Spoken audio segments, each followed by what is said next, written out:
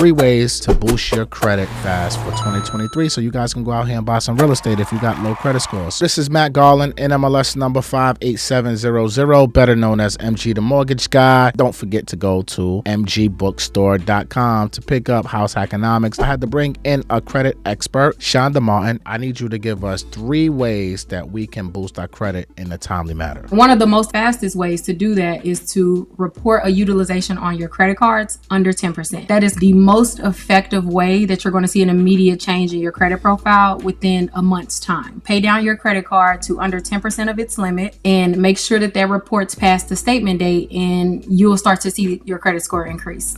So why 10% and not 30%? Because there's always people out there saying as long as you're at 30% or less, then you should be good. And you're saying 10% or less. What's the difference? So when it comes to credit utilization, like that section of your credit score, we have about 165 points allotted to us just based on how we behave with our credit cards. And when you are reporting a 30% utilization, you're actually giving up about half of those points. So you literally take yourself out of the running from getting most of the points that you can get by reporting a utilization under 10%. And so 30% is the industry standard, but it's like getting a C in school. You're not at the head of your class, but you're also not failing. You're just kind of like skating by. That's what reporting a 30% utilization is to your credit profile. And then you also mentioned something in the step 1 was paying your bill on a statement date, not the due date. So what I meant was when it comes to utilization, it's only recorded on your statement date. So many people get that mixed up with the due date, which is only the date for your bank. But when it comes to your credit profile and your credit score, the bank only updates the credit bureaus 1 day a month, and that is your statement date, which is just the last day of your billing cycle. So that's the day that you want to make sure that whatever you have used on the credit card, whatever you have spent throughout the last month, you want to make sure that you pay back at least 90% of that, placing your utilization under 10% of whatever your total limit is. So for example, if you have a credit card for $100, you don't want more than $10 reporting come your statement date, even if you've already spent the full $100 throughout that month. All right, what's tip number 2? So I would say the next thing is to settle any charge-offs. Many people, they don't realize what a charge-off with an unpaid balance does to your credit profile, especially if it was a credit card in the past. So if you have any outstanding charge-offs, my first advice would be to settle those. And understand that I'm saying charge-off and not collections, because they are 2 totally different account types. When it comes to charge-offs, they're still owned by the original lender or the original creditor. And that balance is still going to be outstanding until you either settle it or pay it in full. And it'll also be counted against you in your credit utilization if it was a credit card. So whatever balance you still owe the bank will be counted against you towards all of your other active cards if you do have, more credit cards. All right, step 3. So the next thing would be to try to get a pay to delete on all of your collection accounts. So many people make the mistake of just like paying a collection account thinking that it's going to, give them the points that they lost when they, received that collection, but it will not do that. Unless you get it deleted off your credit profile, a collection will always affect you, whether it's paid or unpaid. So my biggest advice would be to try to get a pay to delete in writing with a collection agency prior to making any payments towards a collection account.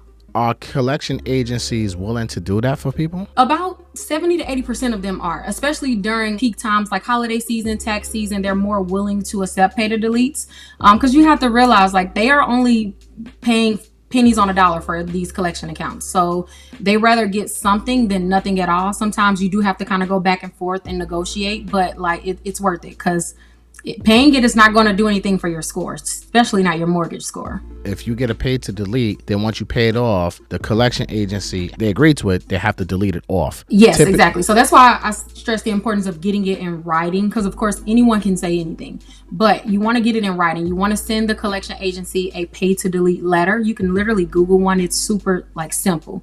And as long as you can get an email from them, a letter or something in writing in black and white that says that they agree to remove the account from the credit bureaus in exchange for your payment, then that's all you'll need. And typically, how long does it take once you pay it for them to actually delete it off of your credit report? So they typically have up to 60 days to make any changes after a payment is made on an account. So it usually happens faster than that, but they could take up to 60 days. So if someone who's watching this video right now, if they did all these 3 steps that you mentioned, how many points on average you think somebody's scores would jump? So on average, obviously it depends because everyone's credit profile is different and it depends on whatever else they have going on in their credit profile. But I have a thing that I always say to people, and that's if you have under a 630 credit score, it's usually one of two reasons. One, you either don't have any active credit cards, or two, you do have credit cards, but your utilization is way high, like maybe 30, 40, 50% or more. So definitely the advice that I just gave will absolutely help, because I always like to tell people the lower your score is, that's more opportunity to get points.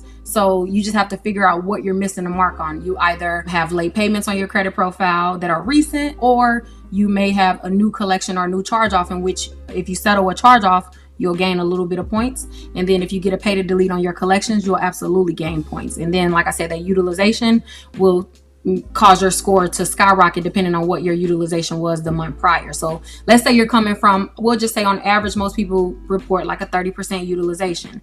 Someone going from 30% utilization to the following month under 10% is usually going to see a boost of 50 plus points, give or take, depending on what else the contributing factors are to their credit score, but on average, at least 50 points. Wow, that's huge. So safe to say somebody can be 50 to 100 points on their credit with these 3 tips and put them in a position to now go out here and get financed for a mortgage.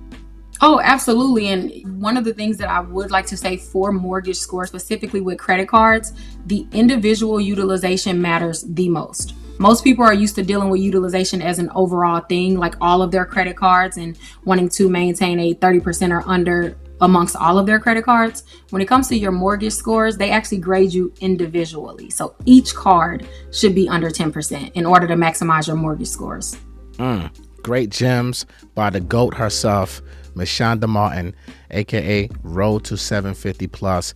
All of her information will be in the description of the video, guys. Make sure you subscribe to her YouTube channel, follow her on TikTok and Instagram. You guys watch this, rewind it, like, comment, share, subscribe, send it to 10 people, and we'll see you guys at the next video. Peace.